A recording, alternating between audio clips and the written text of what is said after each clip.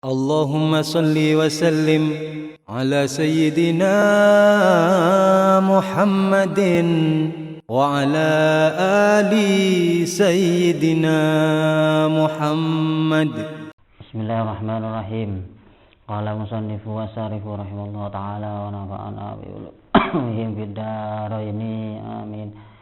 Rabbi shrah li sadri wa yassir li amri wa hlul 'uqdatam min lisani yafqahu qawli. Bismillahirrahmanirrahim. Faslun fi syurutis sholati wa syaraitu sholati qabla duhuli fiha. Fasal menerangkan tentang syarat-syaratnya sholat sebelum melakukan sholat. Nah, kalau kemarin itu syarat-syarat orang yang diwajibkan untuk melaksanakan sholat. Jadi sama-sama, cuma perbedaannya kalau kemarin itu tentang siapa saja yang diwajibkan, syaratnya harus Islam, harus ini. Tapi kalau sekarang sudah Islam, sudah baligh dan sudah berakal, lalu harus menepati syarat berikutnya. Qabla duhulil fiha, sebelum dia masuk kepada melaksanakan sholat. Syarat-syaratnya sholat sebelum kita melaksanakan sholat. Syarat-syarat sebelum kita melaksanakan sholat itu ada 5. Al-awalu taharatil a'dha'i minal hadas. Yang pertama adalah sucinya anggota tubuh, sucinya diri, sucinya kita dari hadas kecil atau hadas besar. Jadi syaratnya itu ya berarti kan harus punya wudu. Dia tidak harus tidak boleh dalam keadaan punya hadas. Nah, seperti itu. Jadi yang pertama ada taharatil a'dha'i minal hadas. Sucinya anggota kita dari hadas kecil ataupun hadas besar.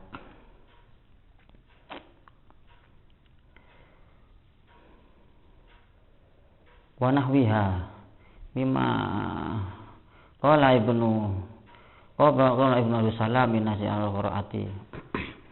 Jadi yang pertama adalah kita melaksanakan sholat walau sholat nasiyan lil hadasi. Ketika ada seseorang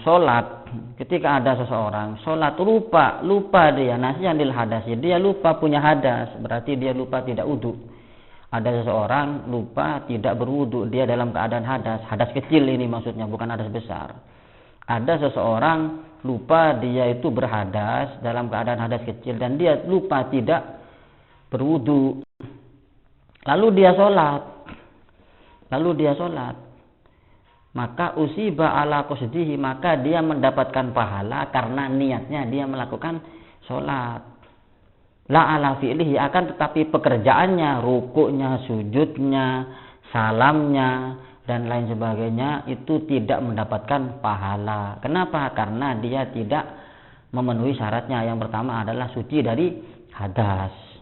Akan tetapi ketika ada seseorang yang sholat lalu dia lupa tidak berwudu dalam keadaan punya hadas dia, maka ketika dia sholat sampai selesai maka dia mendapatkan pahala.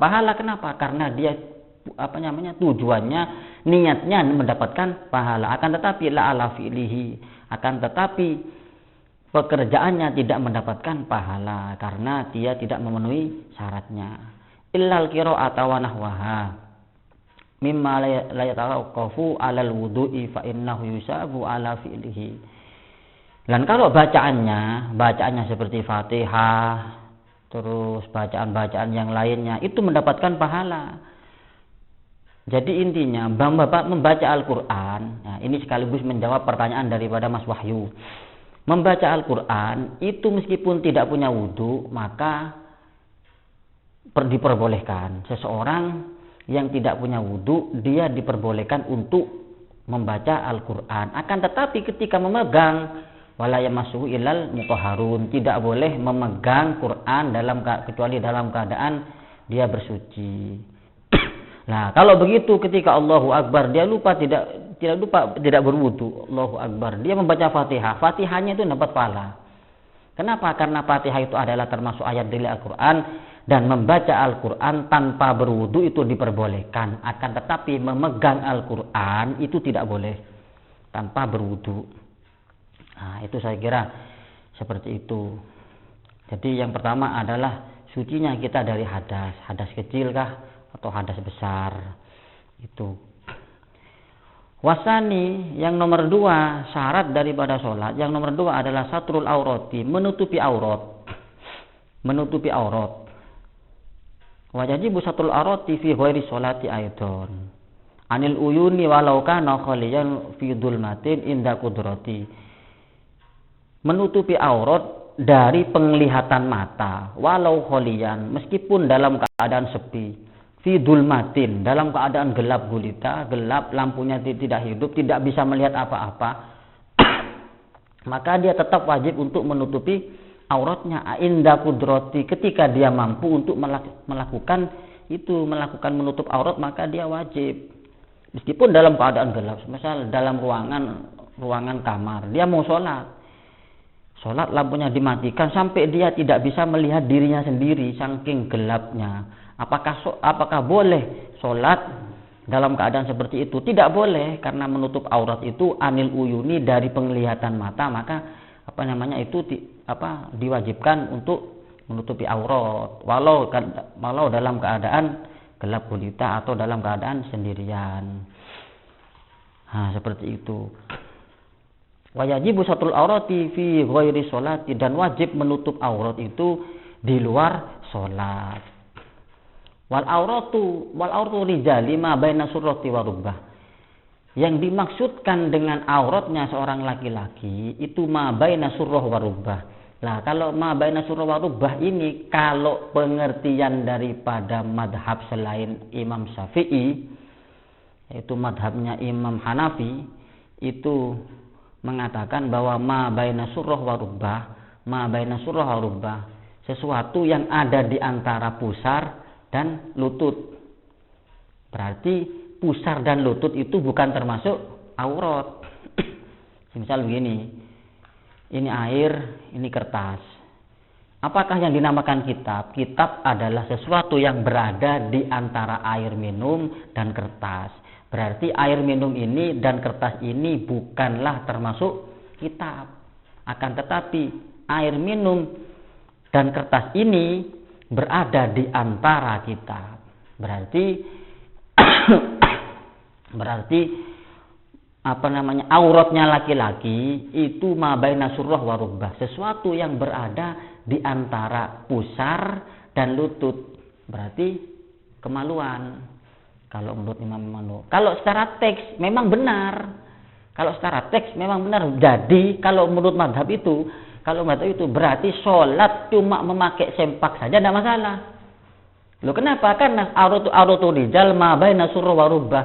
Auratnya orang laki-laki itu adalah sesuatu yang berada di antara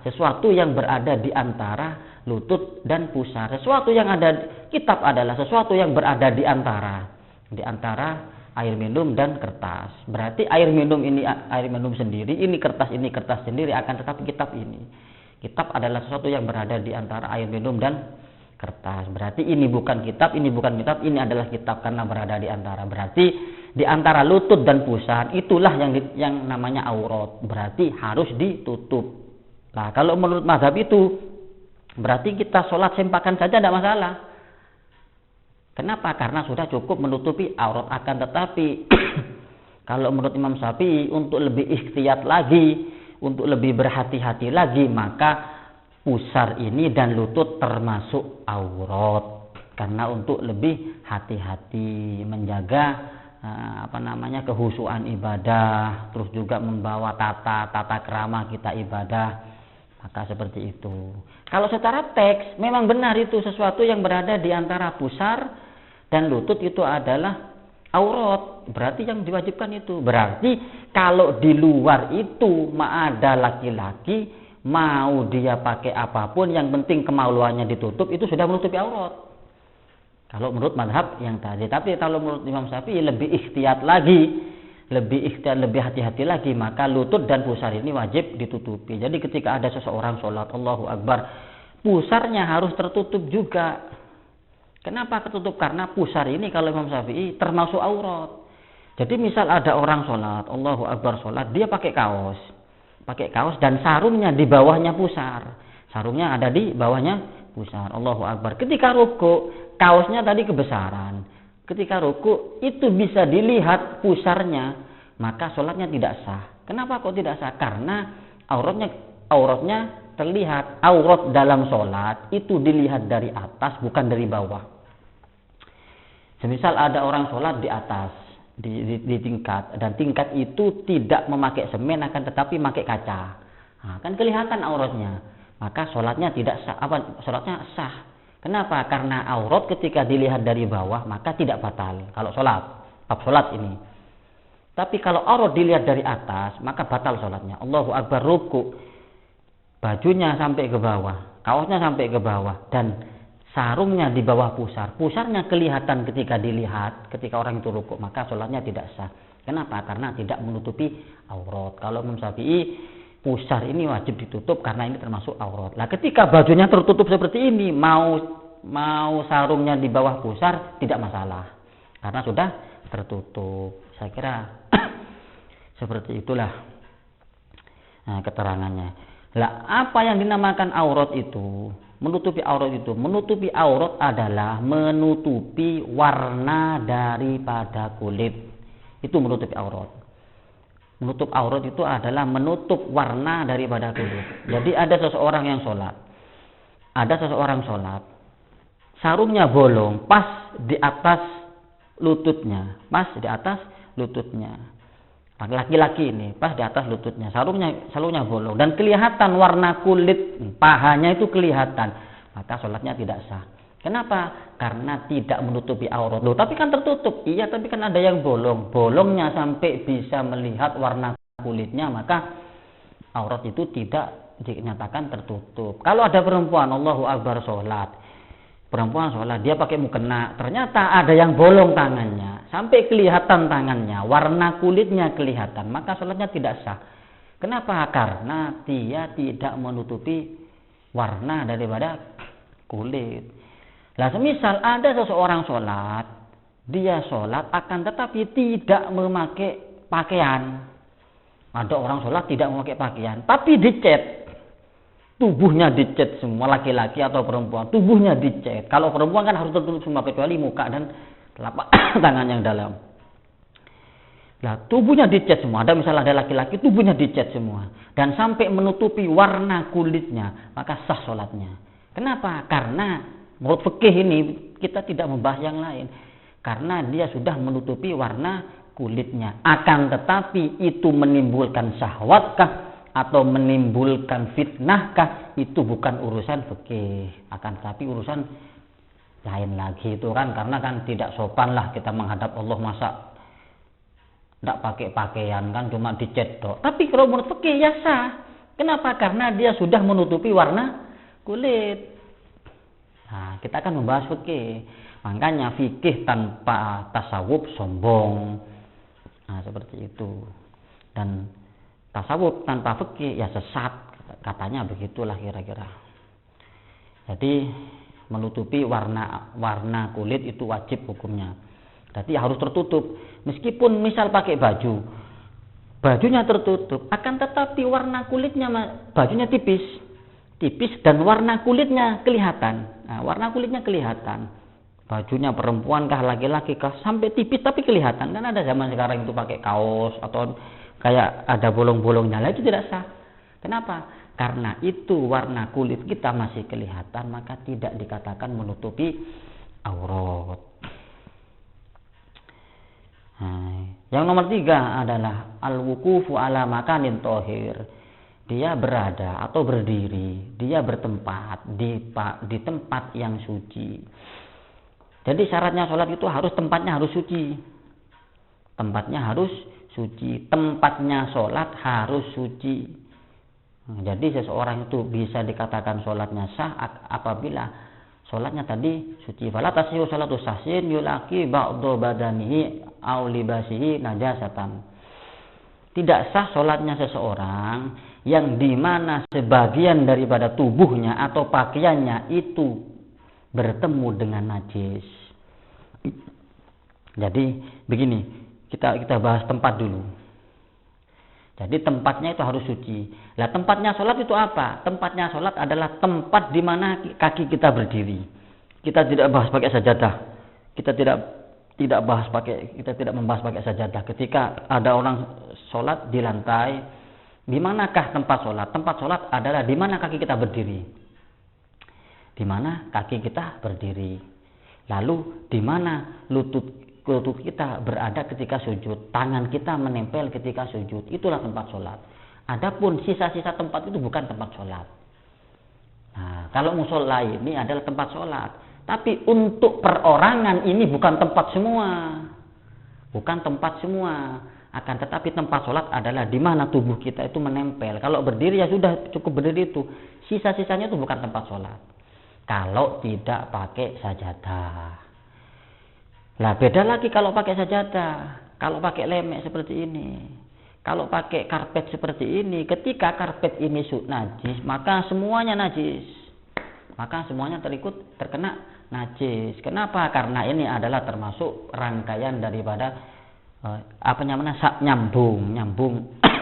nyambung daripada najis, maka tidak sah kecuali pakai sajadah, maka tidak apa-apa.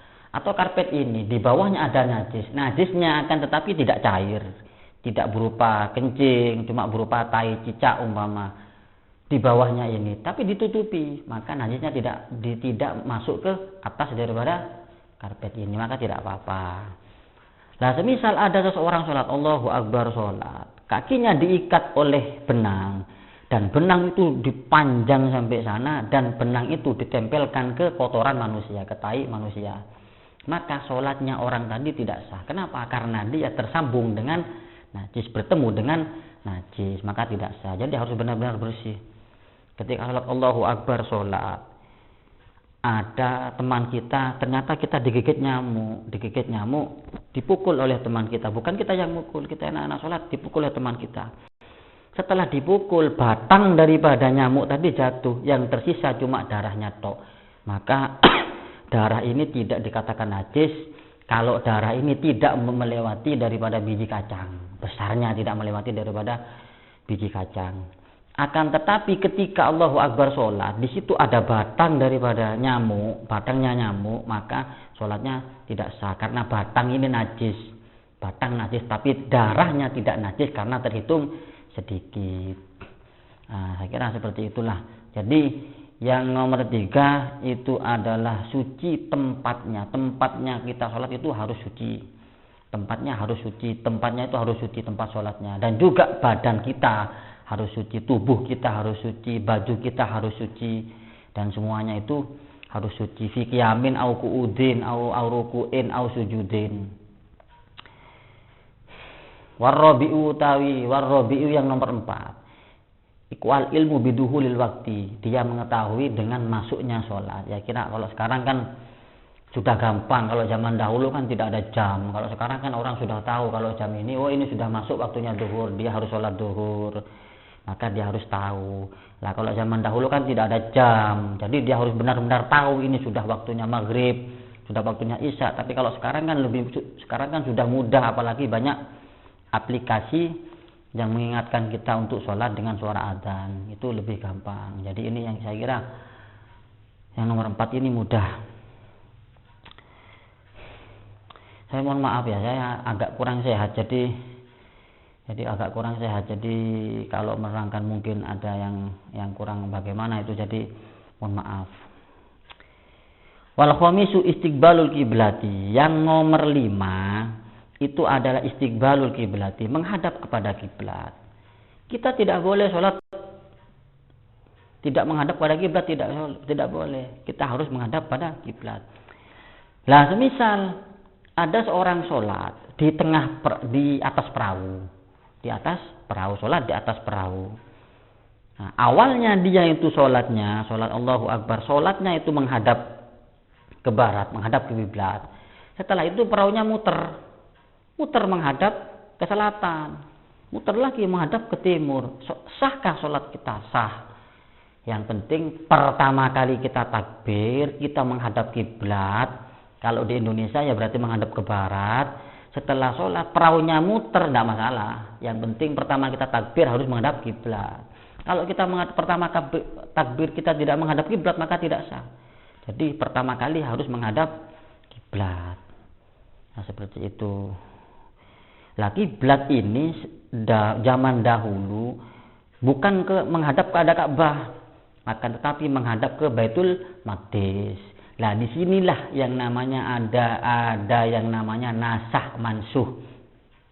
Ada yang namanya nasah mansuh. Nasah mansuh itu adalah inqida'u muddatil ibadah. Inqida'u muddatul ibadah. Habisnya masa ibadah. Istilahnya itu satu ketetapan hukum kemudian direvisi untuk diganti dengan hukum yang lain. Nah, jadi nasah mansuh ini sebenarnya sudah ada. Jadi perubahan peraturan itu sebenarnya sudah ada pada zamannya Rasulullah. Bukan hanya zaman sekarang. Kalau sekarang kan undang-undang direvisi. Lah ini kalau menurut ilmu agama namanya nasah mansuh. Merubah satu ketetapan hukum kemudian direvisi untuk oleh hukum yang lain. Itu namanya itu namanya nasah mansuh. Jadi zaman dahulu itu sebenarnya kiblat itu menghadap ke Baitul Maqdis, lalu Rasulullah itu mendapatkan wahyu, beliau itu untuk sholat menghadap kepada Ka'bah. Bisodri labil wajhi. Menghadap kiblat itu ukurannya menghadap kiblat itu bukan kepala, bukan wajah, tapi sodri, dada. Allahu Akbar. Meskipun kita sholat, tolah-toleh tidak masalah, sah sholatnya. Bismillahirrahmanirrahim. Tolah-toleh begini tidak masalah, sah. Sah. Akan tetapi ketika kita sholat Allahu Akbar, kepala kita tegak menghadap kiblat, tapi dada kita berubah-ubah, maka tidak sah karena dia merubah menghadap ke selain kiblat. Allahu Akbar. Nah, gini-gini. Ini tidak sah. Karena ukuran untuk menghadap kiblat itu adalah dada, labil wajhi bisodri labil wajhi.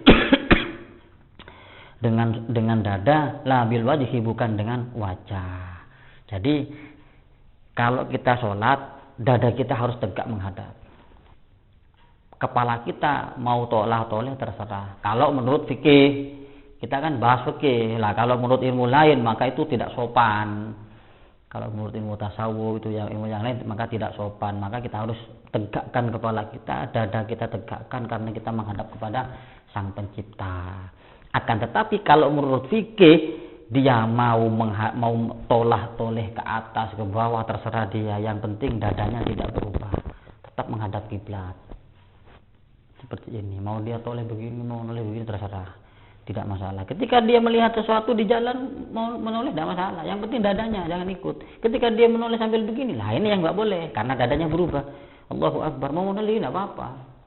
Sah sholatnya, ya sah, tidak masalah. Ada kejadian orang jatuh, kita lihat tidak apa-apa. Yang penting dadanya tidak berubah. Itu kalau menurut fikih. Cukup sekian apa yang bisa saya sampaikan. Mohon maaf ketika ada kekurangannya, mohon maaf karena mungkin ada keterangan yang terganggu karena saya kurang fit.